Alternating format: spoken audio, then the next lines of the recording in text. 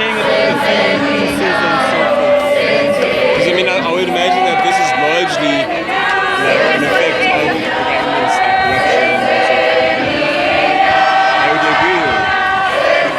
Maybe to a certain extent, yes, but it's largely, it's more about an internal thing rather than it's rather an internal thing inside organizations. More than But I mean, just in terms of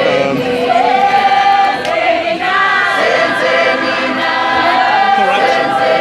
the only thing that, because I mean, it's essentially the government hasn't given NSFAS any fund, like they hasn't cut down NSFAS. I mean, we're going out at 6%. Why is it being kept at 6%? Whereas other universities, like their salaries are, I mean, fees are much higher, right? Like I mean, like UCT for example, the lowest one is like 34,000. Ours is like, no, sorry, 60,000. Ours is? I don't know. Are you undergraduate? Yeah, 22,000. It's reasonable. Yeah, it's reasonable. We're the lowest in the country.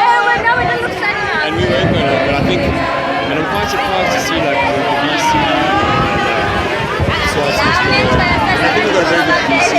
What do you think? The thing is, I don't really know much about what's going on. What are you first year? But you've been here for a while.